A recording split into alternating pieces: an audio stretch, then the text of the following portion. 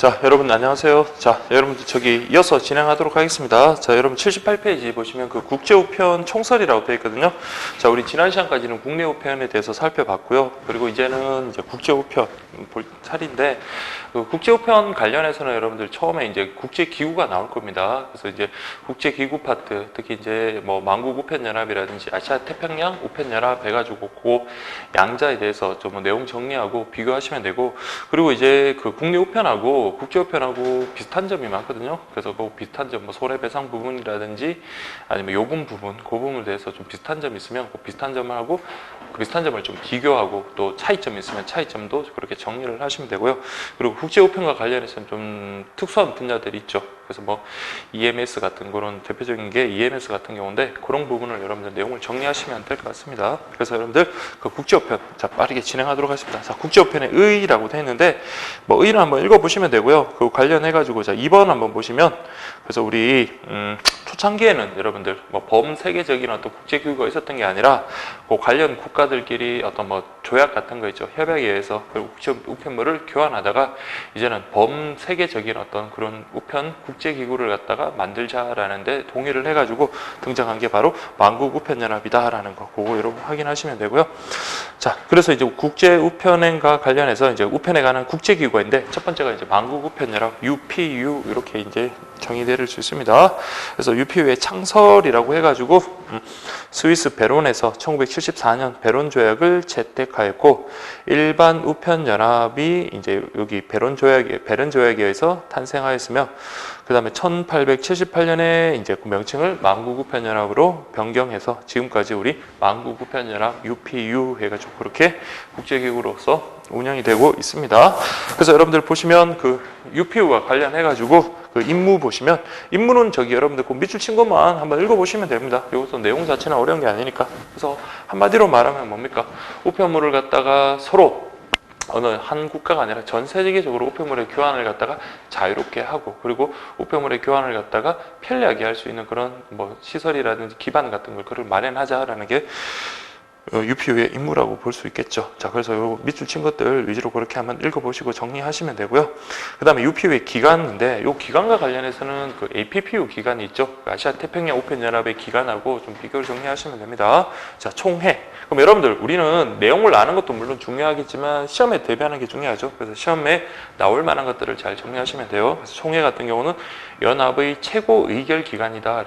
그래서 의결 기간이라는 것 자체는 여러분 우리나라로 치면은 대표적인 게 국회라고 보시면 되겠죠. 그래서 국회에서 여러분 결정한 것은 누가 함부로 뒤집을 수는 없습니다. 그래서 그거는 구속력이 있어요.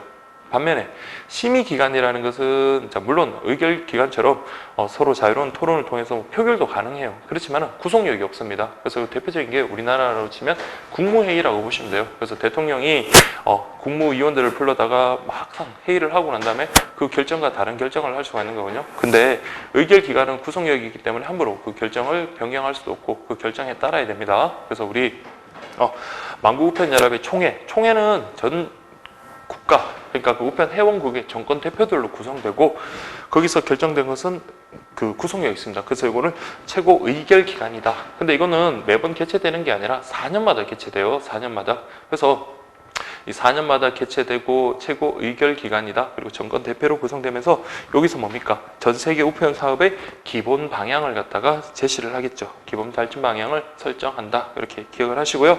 자, 총회가 4년마다 개최되니까 이거는 비상설 기간이죠. 항상 운영되는 게 아니니까. 그래서 어떤 총회가 4년마다 한 번 되면 뭡니까? 대표도 바뀔 수 있고 그 다음에 각국의 사정이라든지 전 세계적인 어떤 정세도 바뀔 수가 있잖아요. 그래서 이런 업무의 연속성, 효율성을 갖다가 기하기 위해서 필요한 것들이 상설 기관들입니다. 그래서 상설 기관과 관련해서 세 가지 있죠. 관리이사회가 있고요. 우편운영이사회, 국제사무국이 있습니다. 그래서 관리이사회, 특히 여러분 역으로 이렇게 물었을 때 그 기관이 뭔지를 여러분들이 좀 체크하셔야 됩니다. 그래서 관리이사회. 그래서 우리 APPU에 나오는 집행이사회 있거든요. 그거랑 여러분 관리이사회랑 헷갈리시면 안 돼요. 자, 관리이사회는 우편에 관한 정부 정책 및 감사 등에 관련된 사업을 담당한다. 자, 감사 좀 체크를 하시고요. 그래서 관리이사회. 그 다음에 우편 운영이사회. 뭐 운영과 관련되는 뭐 기술적, 그 다음에 경제적 사안 그런 것들을 담당하는 게 우편 운영이사회다. 그리고 이제 국제 사무국이 있다. 그래서 사무국은 여러분들 뭐 APPO도 마찬가지로 사무국이 있고요. 그래서 어떤 행정 업무라든지 연락, 통보 뭐 그런 것들을 담당하는 게 국제사무국이다. 그래서 여기는 상시 그 직원들 있잖아요. 국제기구에서 근무하는 직원들이 근무하는 곳이 바로 국제사무국이다. 이렇게 보시면 되겠습니다. 그래서 관리이사회, 우편 운영이사회, 국제사무국. 국제사무국은 여기서도 등장하지만 나중에 보면 반신우표라는 게 있거든요. 국제 반신우표권 거기도 등장합니다. 그래서 국제 그 반신우표라는 것은 어디서 발행한다고요? 만국 우편연합의 국제사무국에서 발행하고 각 회원국이 판매한다라고 그렇게 되어 있습니다. 그래서 여러분들 국제사무국은 뒤에도 한 번 더 나오니까 그때 한번 또 체크를 하기로 하고요. 자, UPU에 관한 기타 사항에서 이 부분은 그냥 간단하게 그냥 뭐 글자 자구 수정 정도 되는 정도로 이렇게 이번에 바뀌었습니다. 그래서 기준 화폐와 관련해서 SDR 이걸 기준 화폐라고 US 달러 아니에요. 그 다음에 공용어는 프랑스어다. 그렇지만 업무용 언어로서 프랑스어뿐만 아니라 영어도 함께 사용한다. 그러면 기준 언어가 프랑스어이기 때문에 영어하고 프랑스하고 충돌했다. 그러면 뭘 기준으로 해석을 할까요? 그렇죠. 프랑스어를 기준으로 해석을 한다라는 거 그거 좀 체크를 하시고요. 근데 그러나 전 세계 우정을 아우르는 UPU에서 한 개 언어만을 사용하는 거면 현실적으로 불만이 많아지기 때문에 불어, 영어뿐만 아니라 아랍어, 스페인어, 러시아, 중국 뭐 등등 여러 언어가 함께 사용되고 있다라는 거 그렇게 보시고요. 그럼 우리나라는 UPU의 회원일까요? 당연히 회원입니다. 근데 우리는 좀 부침을 좀 거쳤어요. 그래도 아무래도 일제 강점기를 거치다 보니까 그 내용을 그냥 이해하시면 됩니다. 그래서 보시면 1897년에 가입 신청서 제출했고 1900 그때 년도 그때는 우리 대한제국 시절이죠. 그때는 대한제국을 국호로 정식 가입을 했으나 자, 우리 일제시대 때 일본이 어떻게 했어요? 대한제국이 아니라 조선으로 개칭했고요. 그리고 이제 이후에 우리가 강복을 맞이하고 난 다음엔 대한민국으로 그렇게 국호로 회원국 자격을 회복하였다. 이렇게 보시면 되겠습니다. 그럼 북한은요? 자, 북한은 1974년도에 그때 가입을 했다. 그래서 북한도 지금 회원국이다라는 거 그거 좀 기억을 해주시고요. 자, 그 다음에 이제 보시면 특히 1994년 21차 UPU 총회를 서울에서 성공리에 개최하였으며 그래서 UPU 총회라는 것은 4년마다 한 번씩 있는데 그걸 우리나라가 개최를 했다라는 거 보시면 되고 이후 2012년도에 우리가 관리이사회 이사국으로 선출되었다라고 되어 있습니다. 그래서 우리 관리이사회 그러면 감사 생각을 하시면 됩니다. 그래서 감사 상설기관으로서 관리이사회 이사국으로 우리가 선출되어서 활동하고 있다. 이렇게 보시면 되고요. 그 다음에 밑에 그 기출 2008년도 문제가 있는데 자 여러분들 보세요. 그 중에서 옳은 것은 이라고 그렇게 되는데 1번 보세요. 만국우편연합 총회는 최고 의결기간 맞고요. 2년마다가 아니라 4년마다 정권 대표. 이거 2년이 아니라 4년. 그다음에 상설기관으로 관리이사회, 우편운영이사회, 집행이사회 이렇게 되어 있네요. 자, 집행이사회. 요거는 여러분들 자 뭐라고요? 뒤쪽에 나오는 APPU입니다. APPU의 상설기관이다. 그래서 얘네들이 하는 거는 뭐냐면 APPU에서의 총회도 4년마다 한 번씩 열리거든요. 그래서 업무 집행의 연속성을 위해서 매년 1회 개최하는 게 그게 바로 집행이사입니다. 요거는 APPU 기관이다. 그렇게 기억하시고요. 3번 만국우편연합의 합회 단위는 SDR 맞고요. 공식 언어는 불어라고 그랬죠. 영어가 아니라 불어다. 그 다음에 4번 보시면 요게 저기 앞부분에 여러분들 국내 우편 공부할 때 처음 나왔던 거 혹시 기억을 하세요? 그래서 EMS 같은 경우는 자, EMS는 어떻게 한다 했습니까? 한 국가에서 아무리 빨리 우리가 발송을 하고 배송을 한다 하더라도 도착국에서 그게 지연되면은 신속성을 생명으로 하는 EMS가 제대로 운영될 수가 없겠죠. 그래서 여러분들 이때는 초창기는 뭡니까? 양자간 협정 또는 다자간 협정으로 그 EMS를 갖다가 교환하기 위해서 그런 협정을 맺었다라고 했었습니다. 그래서 4번 보시면 국제특급의 교환은 우리나라와 해당 국가들 사이에 맺은 다자간 협정 또는 양자 협정에서 이루어진다. 지금도 있습니다. 4번이 정답이고요. 아시아 태평양 우편연합 APPU라고 되어 있는데요. 자, 요거는 여러분 객관식 용어로 자 처음 이제 공동 제의한 국가가 있어요. 거기 우리 대한민국이 들어가니까 기억을 하시고 대한민국과 필리핀입니다. 태국이 아니에요. 한국과 필리핀이 공동 제의해가지고 그때 이제 대만하고 태국이 붙습니다. 그래서 처음 4개 국가가 창설 회원국이 된다라는 거 꼭 기억을 하십시오. 그래서 한국하고 필리핀의 공동 제의에서 거기다가 대만하고 태국이 붙어서 창설 회원국은 4개국이다. 그렇게 보시면 되고요. 그래서 지금 3부국은 태국의 방콕에 있다. 사무국뿐만 아니라 그 아시아 태평양 우정대학이라든지 그런 것도 다 태국에 있습니다. 자, 그걸 방콕에 있다. 그렇게 좀 보시고요. 그 다음에 APB 설립 목적, 뭐 회원국 간의 우편 관계를 확장, 촉진, 개선, 우편 분야에 있어서 국제 협력을 증진하는 데 있다. 이거는 뭐 기출된 것도 하지만 객관식으로 여러분들 나오더라도 뭐 그렇게 어렵지는 않을 겁니다.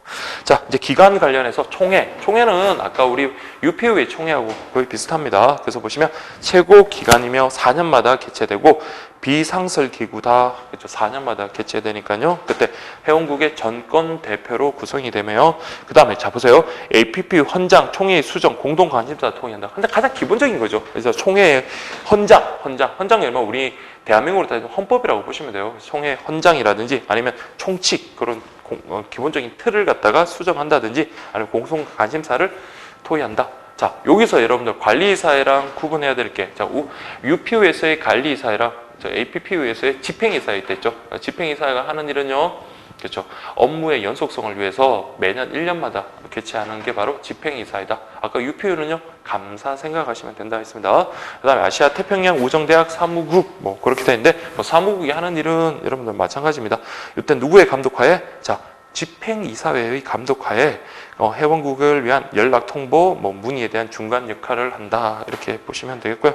그래서 아시아 태평양 우정대학이라든지 사무국은 네, 태국의 방콕에 있습니다. 자, 그렇게 보시면 되겠습니다. 그래서 그 개념도 뭐 확인하시면 되고요. 그 다음에 이제 여러분들 보셔야 될 게 국제 우편물의 종류입니다. 우리 국내 우편물의 종류는 뭘로 나눴죠? 통상 우편물과 소포 우편물 그렇게 나눴었잖아요. 자, 우리 국제 우편물 관련해서는 자, 통상 우편물과 소포 우편물로 구분할 수 있습니다. 마찬가지 똑같아요. 다만 그 통상 우편물과 관련해서는 좀 세부적으로 그렇게 구분할 수가 있습니다. 그래서 여러분 그 LC라고 되어 있죠. 내용물에 따른 구분해가지고 있고요. 다음에 AO라고 되어 있습니다. 그래서 LC라는 것은 편지라든지 뭐 엽서 그런 것들이고요. 다음에 AO 우리 통상 우편물의 소형 포장 우편물도 있듯이 여기도 보면 AO라고 그래가지고 오브젝트라고 되어 있죠. 그래서 여기 또 작은 어떤 소형 물건이다 이렇게 생각을 하시면 됩니다. 그래서 서신 그런 게 아니라 그냥 뭐 작은 물건이다 이렇게 생각을 하세요. 자, 그래서 여러분들 보시면 LC 그게 서장, 우편엽서, 항공서간 이렇게 세 개가 있고요. 그 다음에 소형 포장물로서는 인쇄물, 소형 포장물, 시각장애인의 점자 우편물, 우편자료 배달, 인쇄물. 자, 요 7개가 뭐라고요? 국제 통상 우편물이다. 요렇게 나누는 요 방법을 우리나라가 따르는 방식이고요. 근데 외국 일부 국가에서는 뭐 취급, 다음에 그 우선 취급, 비우선 취급 이런 식으로 구분하기도 합니다. 그래서 우리나라는 내용물에 따라서 그렇게 구분한다라는 거 그렇게 좀 보시면 되고요. 그 다음에 마찬가지로 소포 우편물이 있고요. 그 물건에 대한 거고 그 다음에 K-패킷이라는 게 있습니다. 이거 뭐 우리나라가 개발한 2kg 이하의 소형 물품, 특히 전자상거래에서 요긴하게 쓰이는 그런 것들이고 K-패킷 관련해서 이번에 뭐 K-패킷 레귤러라든지 K-패킷 라이트라는 이런 내용들이 들어왔으니까 그 부분 확인하시면 되고요. 그 다음에 뭐 가맹률 같은 거 이런 거 조금 바뀐 거 그런 것들 좀 확인하시면 되겠습니다.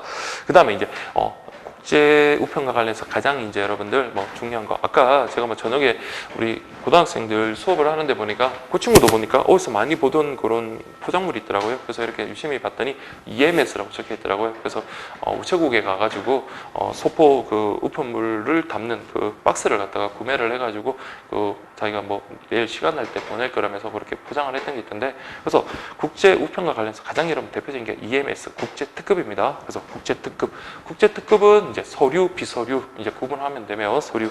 자, 그 관련해서 자, 여러분 보세요. 세관 검사가 필요 없는 서류 등을 발송할 때 이용하며 주로 22로 시작하는 운송장을 이용한다라고 그렇게 지금 되어 있네요. 그래서 서류 기준에서 종이로 된 문서 형식의 편지, 계약서, 입학 서류, 서류와 함께 보낸 팜플렛 같은 이런 것들을 우리가 서류라고 해서 요거는 국제 특급 우편물에서 서류 우리가 보면 일단 일반적인 그 통상 우편물의 범주에 들어가는 그런 것들입니다. 자, 근데 서적이나 CD 달력은 서류가 아니라 이거는 비서류로 갑니다. 그래서 서류. 자, 여러분들 EMS 서류, 비서류 이렇게 보시면 되겠습니다. 그래서 이거는 22로 시작한다는 거 이런 것들도 시험에 잘 나옵니다. 그래서 아직 뭐 나온 적은 없지만 이런 것들 좀 구분하셔야 되고요. 그래서 일반적인 뭐 어떤 계약서라든지 그런 것들도 다 서류 쪽에 들어가지만 CD나 달력이라든지 뭐 그런 것들은 서적이라 그런 것들은 비서류를 취급한다라는 거. 근데 이때는 세관 검사를 거쳐야 하는 서류 이외의 우편물을 발송할 때 이용하며 번호가 EM 또는 ES로 시작하는 운송장을 사용한다. 이렇게 지금 되어 있네요. 그래서 비서류라는 것은 세관 검사를 거쳐야 하는 그런 서류 이외의 우편물을 발송한다. 서류가 아닌 것들은 비서류다. 그래서 이거는 ES하고 EM 이걸 갖다가 사용한다라는 거 그렇게 보시면 되겠습니다. 그래서 ES, EM 요거는 서류고요.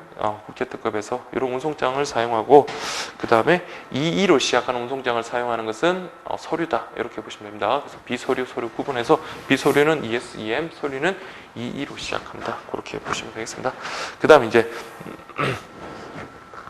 이 부분이 이제 새로 들어갔는데 새로 들어갔다기보다는 원래 기존에 있던 내용입니다. 그래서 보시면 계약 고객이 온라인으로 접수하는 30kg 이하의 전자상거래 물품 전용 서비스다라고 그렇게 지금 되어 있네요. 그래서 온라인으로 접수, 창구 접수가 안 됩니다.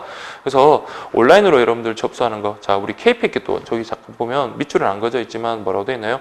계약 고객이 온라인으로 접수하는 2kg 이하의 소형 물품이라고 그렇게 지금 되어 있습니다.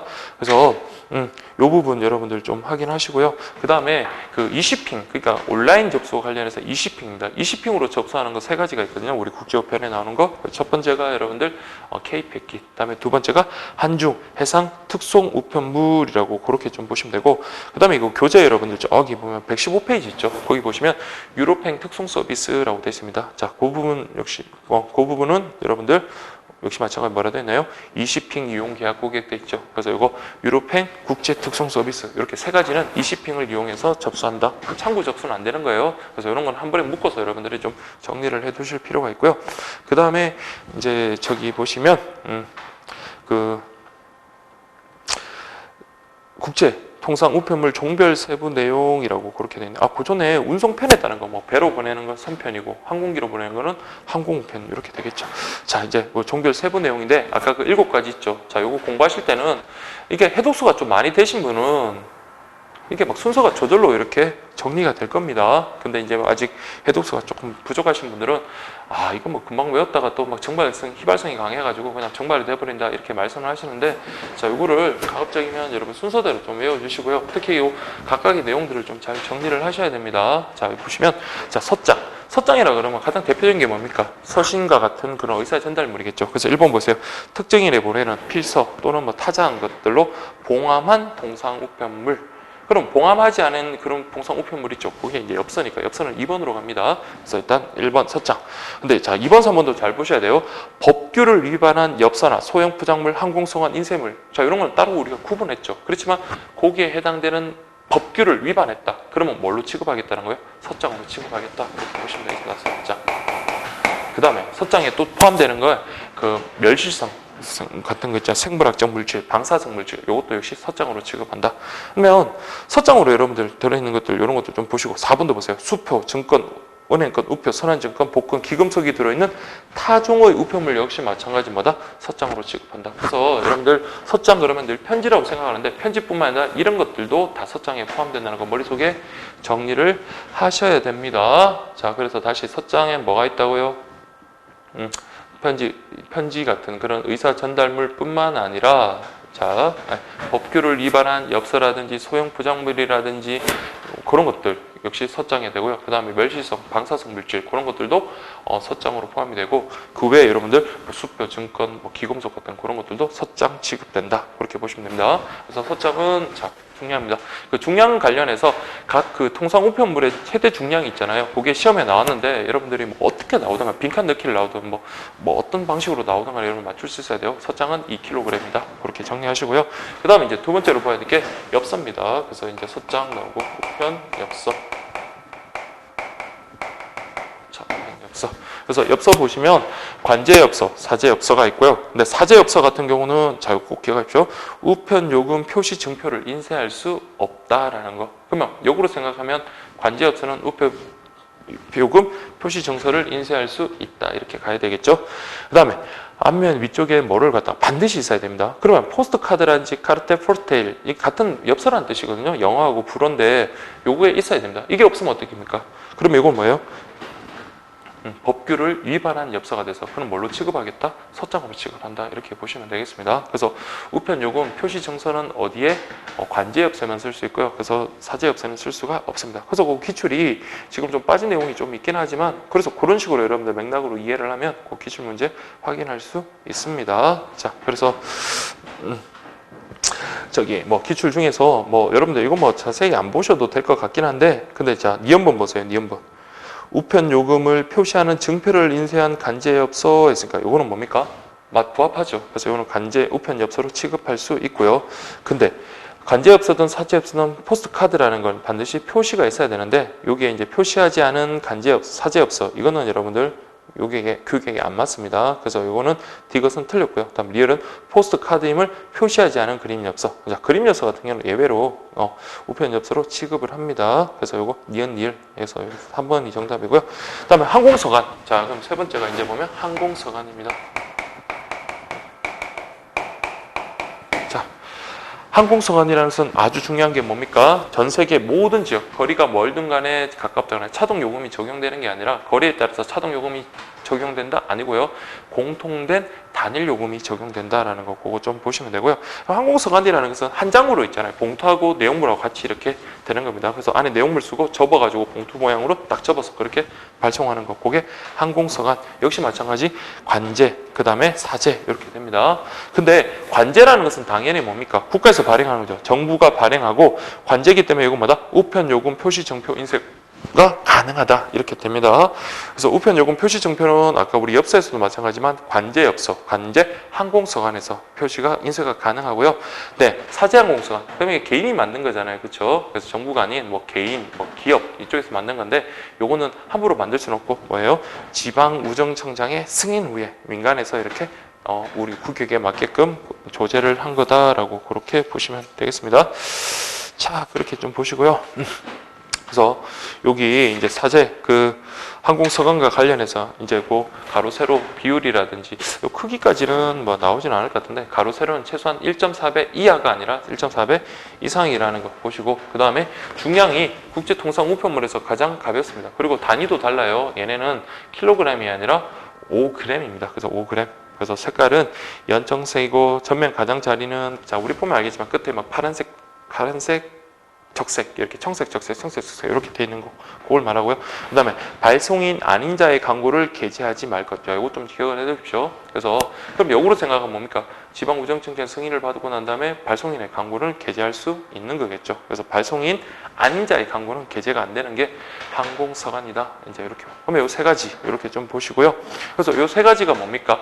우리 저기 아까 국제통상 우편물과 관련해서 우리 그 구분했을 때 이 세 가지는 서간과 관련되는 그런 내용입니다. 그래서 내용물에 따른 구분해서 LC라고 그랬네요. 그래서 이게 서장 우편에서 항공서간 그렇게 보시면 되고요. 그 다음에 이제 인쇄물이라고 되어 있습니다. 인쇄물이라는 건 뭐예요? 인쇄. 그냥 여러분 같은 게 여러 장인 거라고 생각하시면 돼요. 그래서 복사를 여러 장 한 거다 이렇게 생각을 하시면 돼요. 그래서 보시면 허용된 물질 그래서 종이나 판지나 일반적으로 인쇄에 사용하는 재료 등의 2부 이상을 생산한 복사물을 우리가 인쇄물이라고 한다라고 그렇게 되어 있네요. 그래서 신속하고 간편하게 검사받을 수 있도록 보장이 되어야 되고 자 이때 인쇄물의 무게는 몇 킬로다? 5kg이다 라는 거 그렇게 정리를 하시고요. 그래서 인쇄물 요건이 아닌 것 중에 인쇄물로 취급되는 것 아까 우리 2매 이상이 복사된 복사물이라 했는데 근데 복사물이 아니지만 인쇄물로 취급한다. 그러면 인쇄물이 죄송합니다. 인쇄물이 요건이 아닌데 인쇄물로 취급한다는 것은 어떤 게 의미가 있을까요? 그렇죠. 제한 중량이 서점으로 취급되면 2kg이지만 얘는 우편 인쇄물 요거는 뭡니까? 5kg까지 가능하거든요. 그래서 여러분들 학교에서 학생들에게 보내는 통신 강의록이라든지 학생들의 과제 원본, 채점 답안, 그런 것들 그래서 그런 것들은 자 인쇄물의 요건에는 부합하지 않지만 인쇄물로 취급한다. 즉 그래서 제한 중량이 5kg이 적용이 되고요. 그 외에 보면 자 소설 원고라든지 신문 원고라든지 아니면 우리가 필사한 악보 같은 거 이런 것들도 똑같은 내용이 여러 장 복사된 게 아니잖아요. 그렇지만은 이것도 역시 인쇄물로 취급한다 해서 5kg 그렇게 보시면 되고요. 그 다음에 이제 또 보실 게 소형 포장물이라고 되어 있네요. 소형 포장물.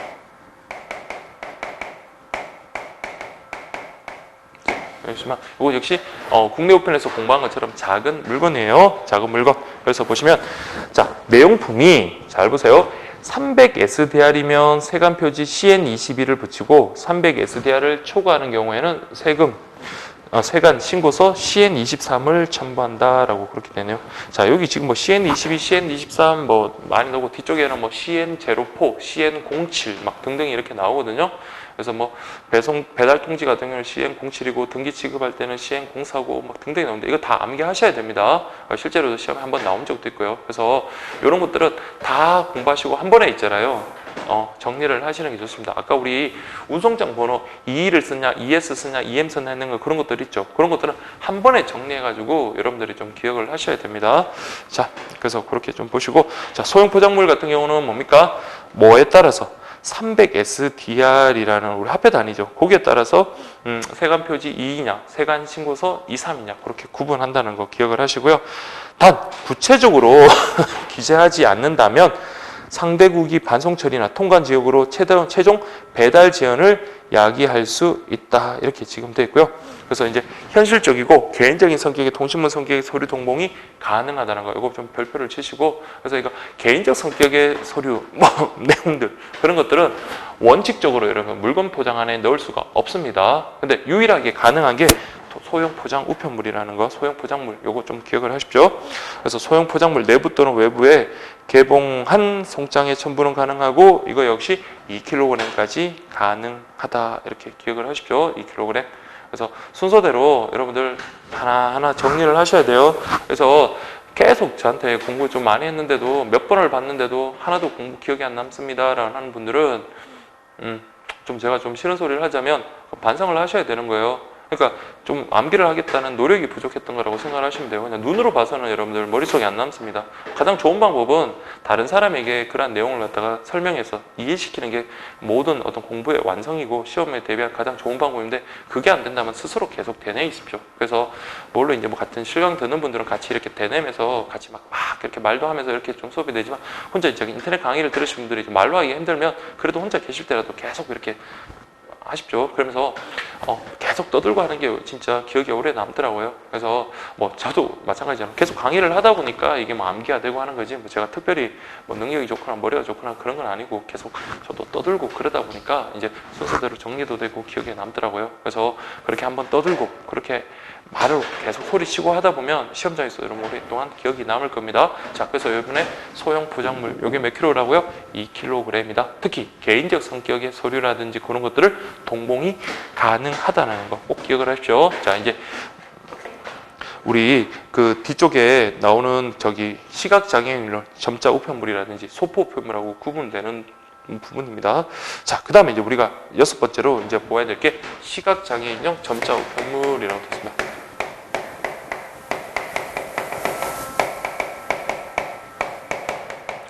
이 시각장애인용 점자 우편물이라는 것은 누구를 위한 거예요? 그렇죠. 시각장애인을 위한 겁니다. 그래서 보시면 1번 보세요. 점자로, 그러니까 시각장애인 분들을 위한 거니까 점자로 된 서장 뿐만 아니라 점자 기호를 가진 활자판을 그 내용 하나는 우편물 이런 것도 포함이 되고요. 근데 시각장애인을 점자 우편물에서 여기 뭐 우리가 일반적으로 아는 서장 정도 그렇게 생각을 하시지 마시고 뭐까지도 녹음물도 거기 포함이 된다는 거. 2번 보세요. 공인된 시각장애인 기관에서 아니면 시각장애인 기관으로 발송되는 시각장애인 전용의 녹음물과 시각장애인 전용의 특수종이 그러니까 녹음물 있죠. 그런 것들도 다 시각장애인용 점자 우편물의 범주에 포함이 된다라는 거. 그걸 좀 기억을 해주시고요. 아주 중요한 거죠. 항공 부가 요금을 제외하고는 다른 모든 요금은 면제됩니다. 그럼 등기료는요? 그렇죠. 항공 부가 요금이 아니니까 면제되겠죠. 그러면 선편으로 보냈다. 그러면 뭡니까? 그때는 완전 모든 요금이 면제가 되겠죠. 왜? 항공 부가 요금만 부과를 하는데 선편으로 보냈으니까요. 자, 그렇게까지 여러분 확장해서 좀 이해를 해주시고요. 그 다음에 4번 보세요.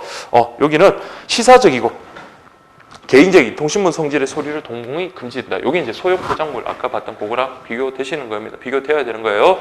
자, 그렇게 보시고 그 다음에 우편물 표면에 literature for the blind라고 자 이런 표시가 돼 있죠. 그래서 시각 장애를 위한 우편물이다 이렇게 보시면 되고요. 자, 이제 중량이 우리 여기 나오는 것 중에 가장 무겁다고 보시면 됩니다. 이거는 7kg까지다라고 그렇게 보시면 됩니다. 그 다음에 이제 7번째 마지막으로 보셔야 되는 게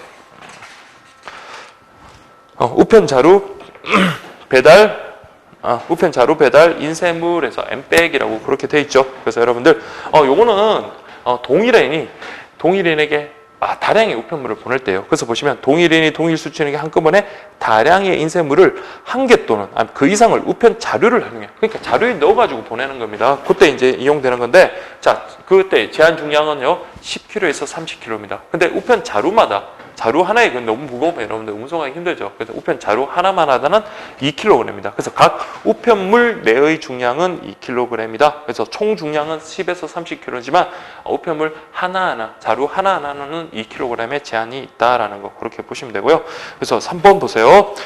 특수 취급도 가능하다는 거 꼭 기억하십시오. 그래서 우편 자루 배달 이것도 역시 등기로도 가능하고요. 그다음에 속달, 배달 통지 이런 특수 취급, 부가 취급도 가능하고 단 등기 같은 경우는 그 취급하는 국가에 한해서만 인정이 되겠고요.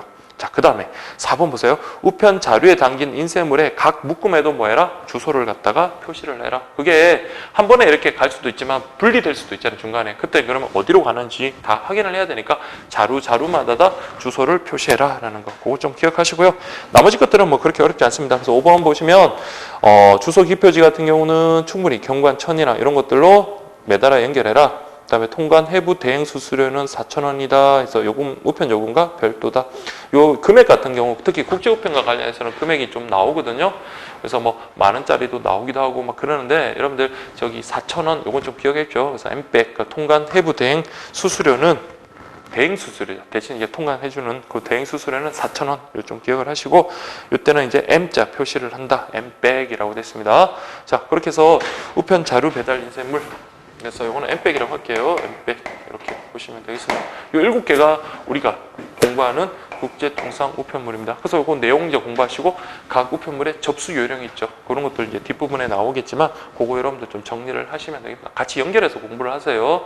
그래서 공부는 항상 연결해서 한다. 자, 요거는 뭡니까? 비교해야 될 게 있죠. 아까 최대 중량이 있습니다. 실제 시험에도 뭐 가장 무거운 것은 가장 최대 제한 중량이 가벼운 것은 최대 제한 중량이 무거운 것은 그렇게 여러분 구분했잖아요. 자, 여러분 보시면 바로 그냥 할게요. 뭐 지금 이제 암기 바로 되겠죠. 여기 이제 내일까지도 암기가 돼야 돼요. 자, 서장은 2kg. 자, 항공수가 얘는 뭐예요? 그램 단위가 다릅니다. 그래서 킬로그램이 아니라 5g이고요. 그다음에 인쇄물 같은 경우는 자 5kg이라고 했고요. 소형 포장물은 2kg 그렇습니다. 그다음에 시각 장애인용 전자 우편물 같은 경우는 7kg 이렇게 가고요. 그다음에 엠백 같은 경우는 좀 많은데 총 중량은 10에서 30kg이고 자 중요한 거는 각 자루마다는 2kg이다. 이런 식으로 여러분들이 좀 제한 중량 한번 그 실전에서 문제가 나왔었죠. 여기 있네요. 2014년도 문제.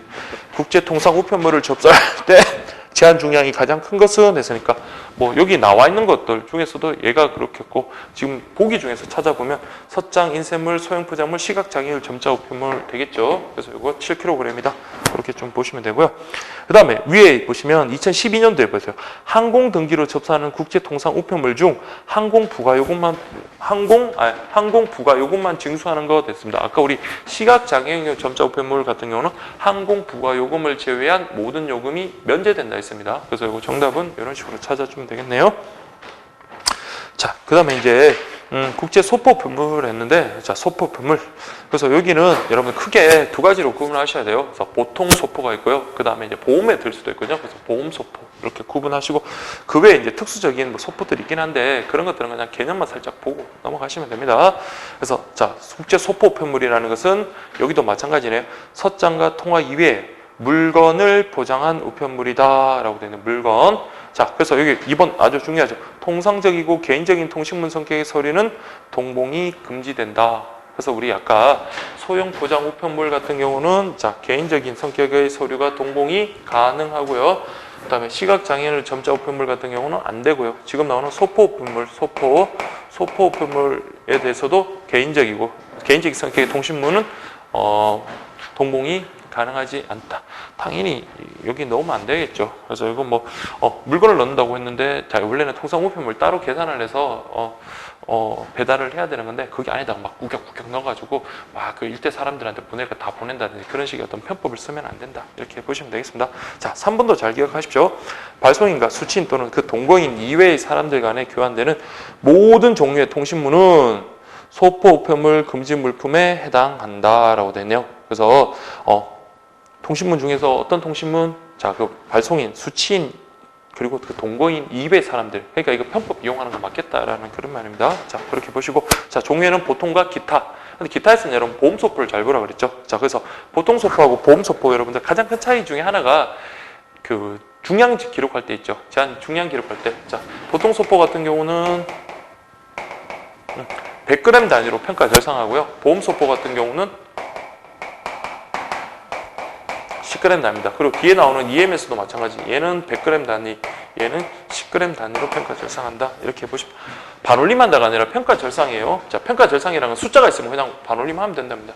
그래서 6573g이다 이렇게 돼 있으면 얘는 100g 단위로 평가 절상하기 때문에 요 10의 자리에서 요게 7자 숫자가 있죠. 그럼 요거 그냥 올림하면 돼요. 그럼 요거는 표시하면 어떻게 된다? 6600g 이렇게 표시가 되고요. 보험 소포라든지 뒤쪽에 나오는 저기 EMS 같은 경우는 같은 6573이라 하더라도 10g 단위까지 표시를 해야 되니까 1의 자리에서 올림하면 돼요. 그래서 요 3 평가 절상하면 3이 있으니까 요거는 어떻게 합니까? 6510 되시다. 그러면 여러분들 실제 중량하고 표기된 중량하고 저기 어디가 더 근접해요? 그렇죠? 요게 더 근접하겠죠. 그래서 여러분들 보험 소포라든지 EMS가 더 세밀하게 정확하게 중량을 기록한 게 됩니다. 벌써 6573인데 6600이면 여기는 차가 얼마입니까? 27이고요. 여기는 7밖에 안 되잖아요. 그래서 이게 보험 소포라든지 EMS가 실제 중량하고 더 근접하게 표기를 한다라고 그렇게 보시면 되겠습니다. 그래서 내용 보시면 보통 소포는 역시 마찬가지 기록, 항공 배달 통지 같은 이것도 당연히 가능해요. 등기 보낼 수 있는 거고 중량은 100g 단위로 절상 표기한다. 반면에 보험 소포 같은 경우는 자 보세요. 도난 훼손 당한 경우 뭡니까? 보험가액 기록한 기재한 보험가액 전액을 배상하는 게 아니에요. 보험가액 한도 내에서 실제 손해를 배상한다. 우리 물품 등기 같은 경우는 어떻습니까? 보험가액을 우리 보험 여러분들 그 국내 우편 공부할 때 그 보험 취급하는 거 4개 있었죠. 그럼 팍팍 기억이 나야 돼요. 첫 번째가 여러분들 통화 등기, 두 번째가 물품 등기, 세 번째가 유가증권 등기, 네 번째가 소포 중에 안심 소포 이렇게 했었잖아요. 그때 물품 등기라든지 안심 소포 같은 거는 물품 가액은 누가 정한다 했습니까? 발송인이 정하고 우리 취급 담당자는 관여할 필요가 없다고 했고 그때 이제 배상도 보험 가액을 배상하면 돼요. 근데 여기는 보험 가액의 범위 내에서 실제 뭐랍니까? 손해를 배상한다는 거고 구분하셔야 됩니다. 단 내용품의 보험 가액은 반드시 뭐다? 객관적인 가치. 근데 물품 등기할 때 우리 뭐 했어요? 뭐 여권이나 사진이나 이런 것들, 뭐 그런 것들은 객관적으로는 어떤 가치가 없을 수도 있지만 보내는 사람이 주관적 가치가 있다고 생각하면 그 주관적 가치에 따라 보험 가액을 기입하면 되는 거거든요. 그래서 그거랑 차이가 있습니다. 그래서 국제 그 보험 소포 같은 경우는 이때는 객관적 가치를 적어야 되고 만약에 객관적 가치와 다르게 적었다. 그러면 이건 사기 보험으로 간주를 해버려요. 그래서 앞에 국내 우편하고 그렇게 좀 비교를 하셔야 돼요. 자, 그래서 여러분들 보시면 일부 보험가입도 가능하고 10g 단위로 절상 표기한다. 그거 좀 확인하시고요. 그래서 이때 보세요. 보험 가액은 문자 및 숫자 원화와 STR로 각각 표기를 한다. 근데 보험 가액이라는 것은 나중에 이거 배상의 범위가 되는 거기 때문에 함부로 정정해서는 안 됩니다. 그래서 정정은 안 되고 만약에 내가 잘못 썼다 그러면 자 요거는 어떻게 해라? 다시 재작성해라 이렇게 보시면 되겠습니다. 자, 그 외에 이제 기타 소포에는 우편 사무 소포라는데 우편 사무 소포는 우리가 하는 게 아니고요. 자 보세요. UPU 국제 사무국으로부터 사무국이 하나 더 나오네요. 사무국으로부터 우정청과 지역 우편 연합에 발송하는 거 아니면 회원국의 우정청 상호 간에 또 국제 사무국과 교환하는 거. 그래서 국제 그러니까 국가 의 우정청하고 그 다음에 UPU의 그 사무국하고 또 국가와 그러니까 이게 다 되는 거야. 이렇게 되는 거 그렇게 서로 여러분들 이렇게 발송하는 그런 소포를 우리가 우편 사무 소포, 그리고 그 외 전쟁 포로 및 민간 피해자, 피역류자 소포 등이 있다. 이렇게 보시고요. 그다음에 이제 K패킷인데, K패킷이 2016년도에 그때 이제 개정하면서 새로 이제 신규 들어온 상품이거든요. 그래서 제가 이거 새로 들어왔으니까 여러분들 시험에 나올 가능성이 많습니다라고 했는데 재작년에 안 나왔어요. 아직까지 기술된 적은 없는데 이제는 K패킷, 자 우리 우체국에서 밀고 있고, 그다음에 우체국에서 개발한 독자 브랜드니까 자 우리 한번 잘 기억을 하십시오. 그래서 특히 이제 개념부터 시작해서 모든 내용을 정리하고 오셔야 돼요. 그래서 여러분들이 야, 너 K패킷이 뭐야? 그러면 그냥 이렇게 줄줄줄 설명할 수 있을 정도, 그렇게 되도록 그렇게 공부를 하셔야 됩니다.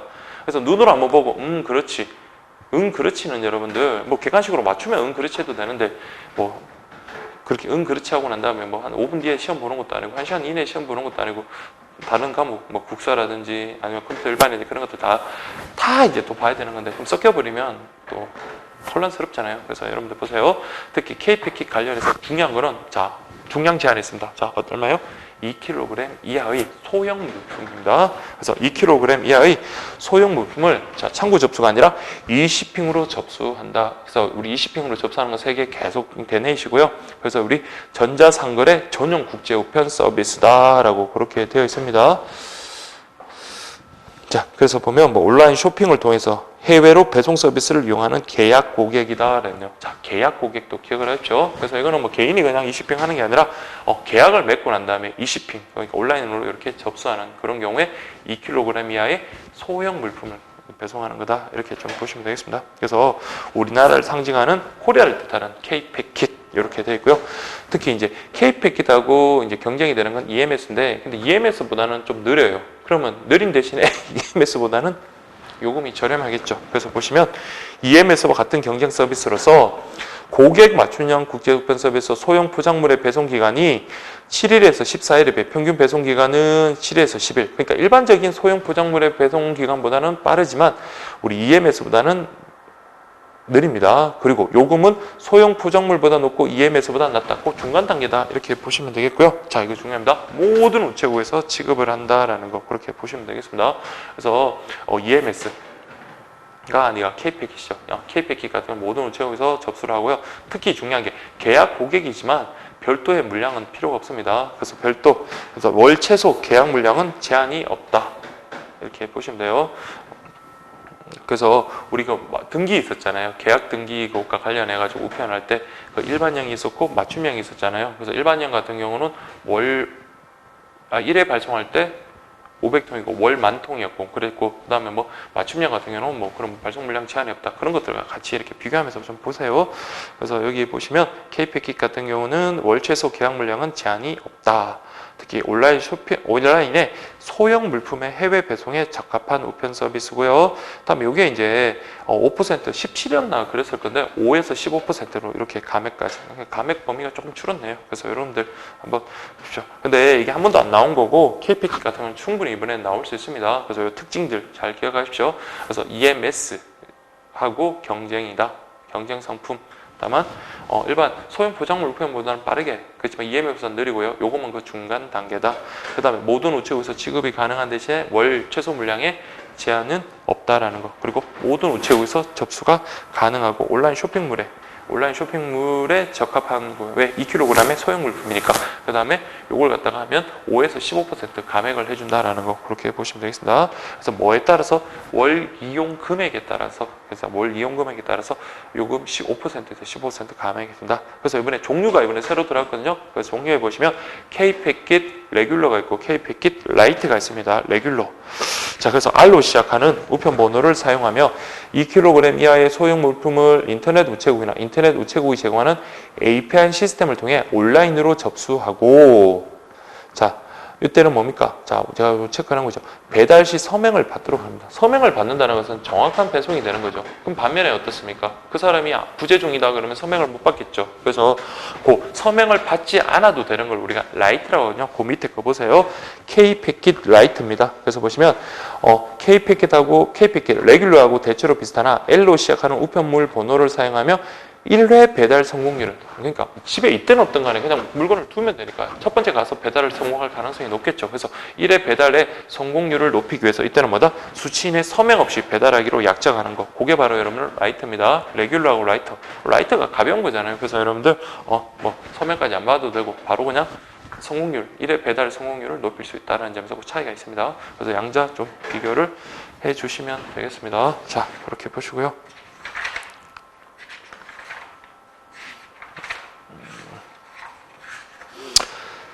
예, 이렇게 좀 보겠습니다. 저 시간이 좀 너무 늦어가지고, 자, 여러분들, 좀 진도가 생각보다 안 나가네요. 그래서 다음 시간부터는 특히 이 부분, 저 국제우표원과 관련해서는 바뀐 부분 거의 없거든요. 그래서 저 뒤쪽에 그 부분만 여러분들 좀 바뀌었으니까 이 부분은 여러분들 좀 빠르게 진행하도록 하겠습니다. 다음 시간에 그렇게 뵙도록 하겠습니다. 여러분, 이제 수고하셨습니다.